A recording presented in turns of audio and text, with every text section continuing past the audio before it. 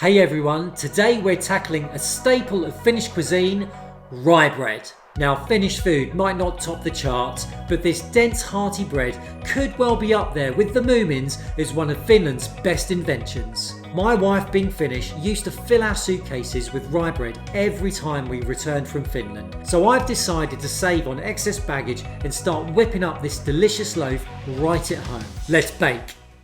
So the first thing I'm going to do is make my raski, or leaven in English. I'm going to be using this unbaked piece of rye dough which I've kept aside in the fridge since my last rye bread bake. If you don't have any unbaked rye dough lying around, don't worry, you can use a rye starter. So firstly take your 20 grams of unbaked rye dough or your 20 grams of rye starter. Add 120 grams of lukewarm filtered water and mix really well. Now add 80 grams of organic wholemeal rye flour. Mix that really well too. Cover it so it's nearly airtight and then leave for 12 to 18 hours. I put mine in an ice box with a hot water bottle. Well, my raski is looking great after being left overnight, nice and bubbly. Our next step is to mix our dough. So to mix our dough, we're going to take our 200 grams of active leaven, then add 120 grams of lukewarm filtered water. Give that a good mix. Now I'm adding 200 grams of organic wholemeal rye flour and 5 grams of salt.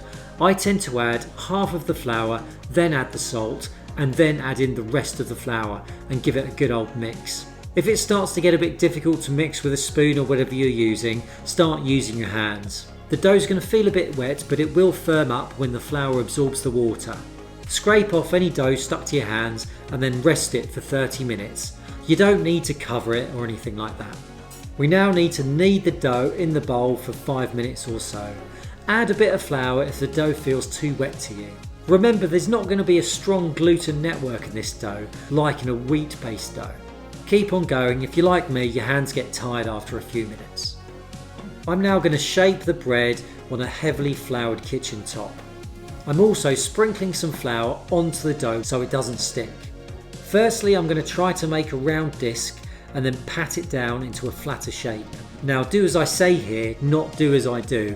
I'm absolutely rubbish at making my dough perfectly round. Pat it down into a flatter shape and then move it onto a tray with baking paper on. This can be a little bit tricky, try not to break your dough. Pat it down and try to make sure your thickness is relatively even. Now cut a hole in the middle of it with a glass or jar. I'm going to take this centre round and store it in the fridge in a Ziploc bag for my next bake. Now I'm dividing the dough into 6 sections with a dough scraper. Don't press all the way down, you don't want to cut the dough. Now prick the dough with little holes. Now again, you don't want to push all the way through the dough.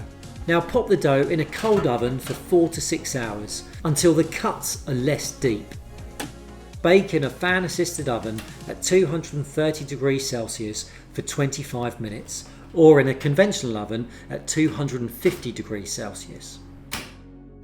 When you're baked, wrap the loaf in a tea towel and cool it for 1 hour before cutting.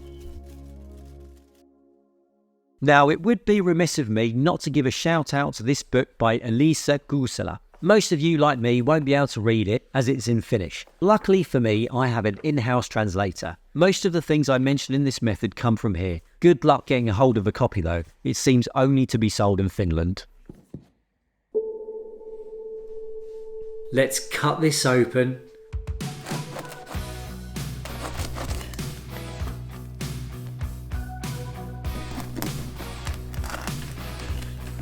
Look at this, crunchy on the outside and soft in the middle, just as it's meant to be. Each to their own, but my lot absolutely love their rye bread with a bit of cheese and cucumber. And there you have it, a slice of Finland in your very own home. Thanks for watching, and as they say in Finland, hyvä ruoka halua. Cheers.